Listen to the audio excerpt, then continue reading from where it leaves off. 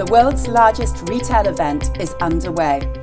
290,000 brands are participating in the 11/11 Global Shopping Festival, which is bigger than Black Friday and Cyber Monday combined. We're here with two very special guests today to discuss the latest trends in China retail and what's new this 11/11.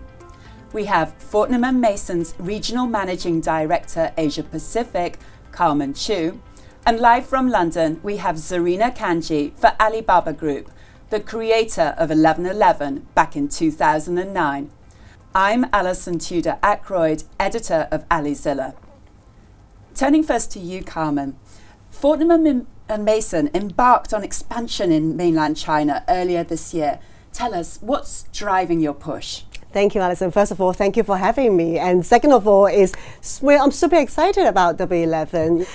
Imagine Fortnum & Mason, we established the business in 1707. So we've been around for 3 centuries already. And we've been trying to bring our joy to every customers we could reach out to. And I think our mission is definitely to continue bringing our joy to all customers in the world, wherever they may be. So China, of course, being the second largest economy now in the world, and no doubt that is still going to be a lot of growing opportunity for us.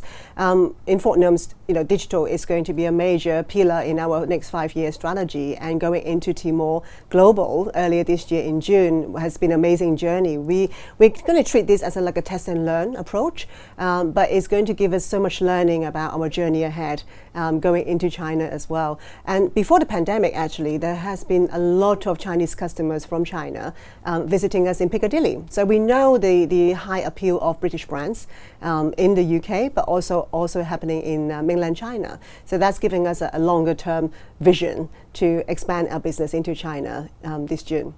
So it was a data-driven approach. You already had insights on the China consumer, and that led you to push further, deeper into China. And I've been talking to Zarina for the last 2 years, and just to get the sense of what's happening in China, what's the latest trend with Chinese consumers, and where do we fit, right? How do we position ourselves? As a global brand, of course, it has to stay true to the brand, whatever we do. So having this very open dialogue with Zarina over the last couple of years, and of course, when we do all the planning, launching into the platform, it is majorly useful. The data shows a huge amount of learning for us, even before we get into the market. But tell me, what's been the biggest challenge and the biggest surprise that you've had so far on your journey? I would say to many businesses, definitely the pandemic. We were hoping to launch Tmall much earlier. However, I don't think there's a right or wrong timing at all. I think we just need to find the right timing to launch and be relevant, right? And actually, pandemic has changed a lot of consumer behavior in the last 2-3 years now, and what we've seen is the sort of the slowing down trend. The Chinese now behaving sort of more lifestyle driven. And that is also giving us that confidence, where we stand and where we are positioning ourselves to when we enter the market. So definitely, I would say that's the major learning. The second surprise, I would say, is how do we be more relevant to the market? And W11 is going to be our first major challenge. We launch in June, so it was a sort of relatively softer period when we do the launch. However, we are very excited going into the peak season now, and just to test out whatever products is performing, and a much longer term vision after W11 Christmas as well. And do we have the right product? What should be the right range, etc. on the platform? Zarina, bringing you into this, you support companies looking to enter China. Behind the headlines, what's your take? Are European brands still pushing into China, interested in expanding into China?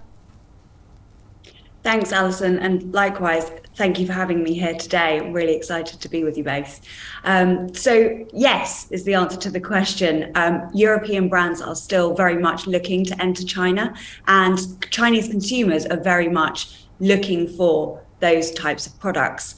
At Tmall Global, which is Alibaba's cross-border e-commerce platform, we have over 40,000 international brands who are currently selling. Our Chinese cross-border consumers are really interesting as well. 2/3 of them are Gen Z, so very young, and 70% are women. We're seeing two very significant trends right now. The first is around wellness. So Chinese consumers, as we all know, they're very aware of what they put on or into their body. And following these centuries-old traditions of traditional Chinese medicine, they really believe that prevention is better than cure. So one example that we have is British health and wellness retailer Holland & Barrett, who re-entered China almost 2 years ago now. They find that their core immunity supplements such as coenzyme, lutein, grapeseed, cod liver oil, cranberry are all bestsellers as younger consumers look to protect their heart, their cholesterol, their eye health before they get sick or before they degenerate in older age. The second major trend, which is really exciting, is tech. It should come as no surprise from the most advanced tech country in the world that Chinese consumers are extremely willing to try beauty and wellness devices for everything from fitness to sleep to beauty. It's estimated that China comprises around 60 to 70% of the global beauty device market. And one of the most popular technologies is LED, which is an incredibly innovative way of stimulating collagen in efforts to look younger. So from the UK, global beauty device experts Current Body have found thousands of Chinese skintellectuals, so-called because they really do the research on these products before they purchase, are snapping up their LED masks in efforts to get that sought-after youthful glow. And what I think is really interesting about these two trends is that they both draw in the old and the new from China. So we have that preventative wellness combined with tech, and it really summarizes where the young, modern Chinese consumer is today. We're definitely writing a lot about wellness and tech in terms of consumer trends in China these days, amongst the Gen Z particularly that you mentioned, Serena. But Carmen, what other consumer trends have you noticed this year as you've entered the market? What's really caught your eye? What's very exciting is glamping. What we've Glamping. noticed, glamping is a very luxurious version of camping. And actually, I've got a few products here. Sparkling tea, going back to the point that Serena was talking about, it's about wellness, right? So this beautiful bottle is our number one top selling product. Is called sparkling tea, and it's organic, is 0% alcohol. So imagine if you go glamping, then you can bring a bottle or two and you can still elevate your lifestyle at the campsite by having this beautiful product. So I think wellness is one, and that is actually giving us that new element of able to be participating in this new trend, glamping as well, having that wellness fit for the brand. I love the sound of that, sparkling tea. And tell me more, what are your top sellers so far in China? Of course, thank you. So the other top seller is these famous tea, 60 tea bags. So what we found very interesting is 66% of our first-time customers, if they purchased sparkling tea, they're likely to repurchase a second time sparkling tea. So wellness definitely plays a very important role in our brand. And then the second one is the first time if they purchased a rose biscuit, then the second purchase, 33% of these customers actually purchase these famous 60 tea bags. So it's a perfect pairing. And because it's 6 different tea variants, so the customers are able to try and to find out what's their favorite blend as well from this beautiful pack that we offer. So I think it's a lot of, when we talk about experience, it's not just one single product, but it's about pairing as well. And Fortnum & Mason, being a multi-category brand, is able to give us that differentiated point of difference and able to offer a wider product category to our targeted audience. Serena, we're sitting here talking, and the biggest event in retail is underway. It's peak shopping season in China. But what is 11.11? Can you tell us a little bit more? Absolutely. So 11.11 Global Shopping Festival is now into its 14th year. It's the original global shopping festival, and it reaches over 1 billion consumers on Alibaba's China retail marketplaces and over 1.31 billion on Alibaba's global retail marketplaces, including Lazada in Southeast Asia. 11.11 is an opportunity for brands to offer something new and exciting to existing fans and to build a loyal following with new customers too. Collaborations, limited editions, new product launches are as much a part of the festival as promotional offers. The pre-sale shopping window actually started on the 24th of October and it will run through to the 11th of November. There'll be 2 checkout windows throughout this period. It's such an exciting time for consumers as well as our brands, and I can't wait to hear the stories and the lessons after this year's festival. Sounds fun. But okay, Fortnum & Mason, what can we expect from Fortnum & Mason this 11/11? Let me show you. So we have this lovely hamper called carry-on hamper. And this is going to be one of the major items that we're going to list for Double 11. And I think going back to my earlier point is because of wellness, because of glamping, and we believe that by having, the world iconic product, our famous Fortnum & Mason hamper actually is able to elevate that brand awareness as well. And I don't think it's just a in the older days, it's more like a discounted festival. But now, with the new evolution of what Double 11 is, it's actually customers are looking for what's new and what is able to elevate the experience day to day as well. So I believe that by having new products and actually drive the brand awareness as well, riding on such an important festival online. Now, both of you have mentioned that this is an opportunity to build awareness, but isn't 11/11 just a discounting drive? Am I wrong here? Not at all. And to be honest, none of our range on this Double 11 is going to go on discounts. And in fact, I think customers nowadays are looking for that niche identity and something that they want to try as well. And so innovation becomes also very key during this festival. It's exploration, it's discovery. And I think, with us, we are constantly educating and sharing more stories about the brand.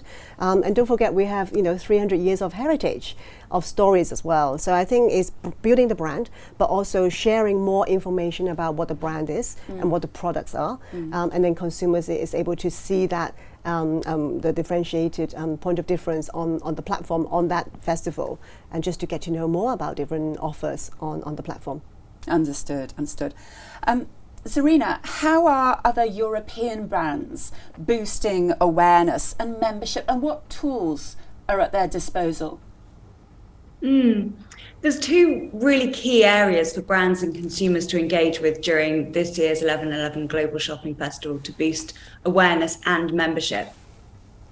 The first is live streaming. It's one of the most exciting and effective marketing tools for consumers to engage with brands throughout the festival.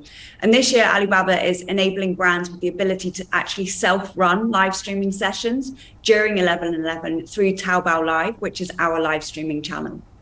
One of the brands that I mentioned earlier, Holland & Barrett, for example, have actually worked with an AI KOL this year. So that's an artificial intelligence key opinion leader who is educating consumers on the product and conveying that expert knowledge that is so vital for health brands. Live streaming is a brilliant way for consumers in China to directly ask questions to the influencers and the brand experts, as well as adding products to cart while watching. So that's going to be a really core part of the experience during this year's festival. And then secondly, at Alibaba, we're really looking to create lifetime value for our consumers this 11/11. So it's very closely linked to what Carmen's just talked about, offering something really special. Our membership program at Alibaba is key to delivering this engagement. Brands can currently invite members, and there are 42 brands actually on Tmall with over 10 million members and 600 brands with over 1 million members.